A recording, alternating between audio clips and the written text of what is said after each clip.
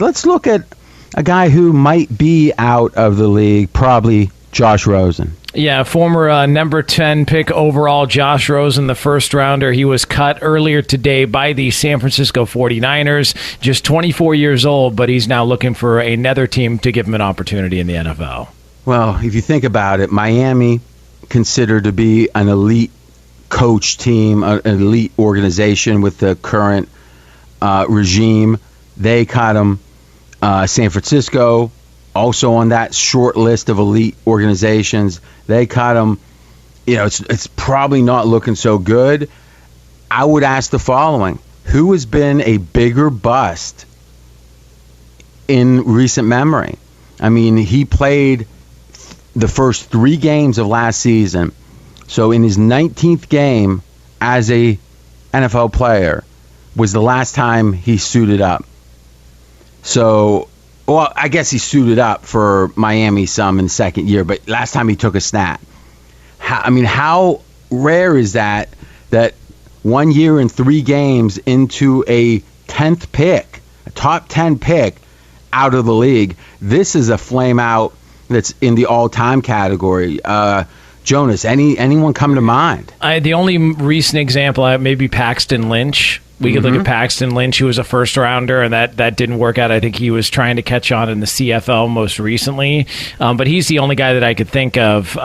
Josh Rosen just found himself in a really difficult spot. And once the team that drafted you, that moved up to drafted you, walks away from you after a year because they want to pair up Kyler Murray and they want to pair up Cliff Kingsbury together, I mean, you know, nobody's going to love you as much as that first team does, which is why they drafted you. Once that happened, you felt like he was a little bit doomed. Well, and the funny thing was you could have made the case that coming into that draft, and that was, you know, the Mayfield draft, the Josh Allen draft, is you could make the case, Lamar, you could make the case that he was considered, Josh Rosen, the most NFL-ready quarterback entering the league. That was the general take on him. I do think that more and more you're going to see these first-round quarterbacks, you're going to see teams move on from them faster because the penalty is not what it used to be. When you drafted a first-round quarterback, it was so penal if you were to move on from that guy early. Now I think you realize, okay, well, it's going to suck, but let's just get out of this. And that's what I think Arizona wisely realized very quickly, this is not the guy we thought it was. Let's get out of this thing. I do not think – now remember, the coaching staff that coached Rosen the first year was one and done, right? So really, in a way, I don't know if I don't recall if the GM stayed or not, but I mean, it was almost like the whole prior regime, and who knows how that was a bold decision Arizona made, no doubt. To me, you talk about getting off of number one, like look at Carson Wentz. He was signed in that second deal. And everyone laments, oh, my gosh, can you believe that deal? That was such a mistake after last year. Except his contract, him as a player, had a net positive value to the point of potentially, and now it seems, well, who knows now, with the injury pace, he's coming back, a potential first-round pick. And the idea that you could have Wentz flame out the way he did, or maybe not flame out, but drop off a cliff the way he did, be on a second jumbo contract, and still have a team give up more than a conditional first rounder for you. And then you look at Sam Darnold, the fact they didn't have to pay someone to take him. I mean, all joking aside, it shows you that I think, AJ, if you miss once, unless you miss in some atrocious way, there's always, if you're first round talent, there's another team looking to give you a chance. Haskins, Steelers got for nothing, but pretty much. But how do you do much worse than Sam Darnold? He actually commanded, on his rookie deal, he still commanded draft picks, and then Wentz to be on the second jumbo contract and still command a conditional first rounder. Doesn't that say that the reclamation projects in the NFL still have high value? I would say, yeah, they do still have value, but they typically, when teams move on from someone, do they ever find great success in their next stop? It just seems like once you flame out and the team gives up on you. We're looking at it from the team's perspective.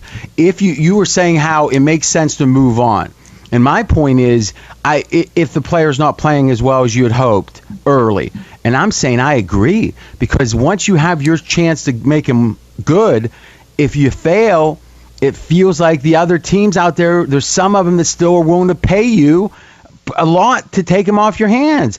Jonas, what's your take on this? I think Josh Rosen found himself in really difficult situations to start out his career, and once you start off on that bad slope, it's hard to get back in a good position. And he, in Arizona, they were not a good team his rookie year, but we've seen this time and time again to where you take over an organization, coach and quarterback, and you pair those guys up, and if things don't go well, they're going to be back for year two because nobody's going to judge him based on that 1 year. Well, Arizona did, because a rare occasion came up to which they could pair up Kyler Murray and they could pair up Cliff Kingsbury. And so Josh Rosen was dealt to Miami. Brian Flores had just taken over. He was trying to rebuild that entire roster. They put Josh Rosen out there. The team was terrible around him. And then he's the guy who got benched and basically took the blame for their poor start early on.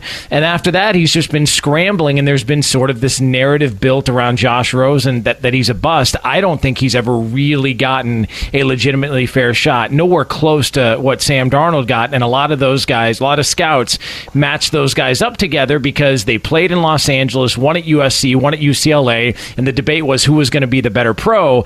At least Sam Darnold's gotten opportunities. But wouldn't you agree that with two elite coaches letting you go, that does look worse? I know. I'm not saying he's a great quarterback. I'm not saying he was going to amount to being a great quarterback. I just don't know how legitimate of a shot he actually got. Because, yes, he went to San Francisco, but, I mean, he couldn't get out of third string. Like, he couldn't get out of that number 3 spot based on their commitment to Jimmy Garoppolo. Then they went out to get Trey Lance, and there were other quarterbacks that had already been there for a longer amount of time in Shanahan's offense, and they were always going to get the nod over him. I just don't know that he's gotten a fair crack. I think that you'll hear that a lot, AJ, though, when there's guys who, just because they're not getting a crack on the field doesn't mean they're not getting a crack behind the scenes. And a guy you mentioned a lot, Brady Quinn, is another guy who some people would say, well, he never really got a fair shake. I mean, if you're a first-round draft pick, a GM has every want to get you out on the field and succeed. And if you don't, a lot of the time it's because what you're doing in practice or behind the scenes just isn't good enough. And what I was saying is, obviously, Keim didn't want to have a failure on his hands with Josh Rosen. When you draft a guy, you want the guy to succeed. Do you not agree that when these guys, we talk about maybe not getting enough of a chance, that often there's a good reason behind it, because everybody wants these first-round picks to succeed?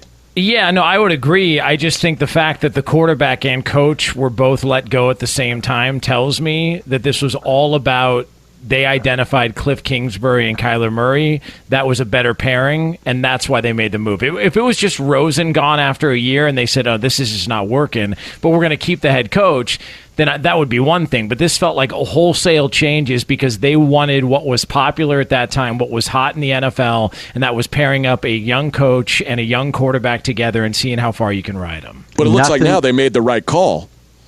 I mean, yeah, listen, I'm not sitting here saying that Josh Rosen... What are we debating, AJ? Yeah, I'm not saying Josh Rosen's a great quarterback. I just don't know how real of an opportunity he got in comparison to some other guys in the league. So, AJ, what is your point? Your point is that Josh Rosen isn't any good.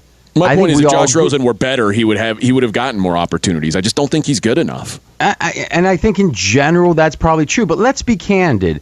There's times that the opportunities aren't there, especially with practice since the collective bargaining agreement in 2011. There's not a lot of snaps for the non-starters. So, I mean, we talk about Jordan Love, the lack of snaps he got. So, listen, Rosen, Mackenzie, you've got an interesting stat here. Rosen has played very poorly. Yeah, 600 plays in his career. You go back to 2016, look at every QB that played over 300 plays. That's 68 of them. Rosen was 68th out of 68 by EPA. So in general, I think Rosen obviously didn't perform on the field.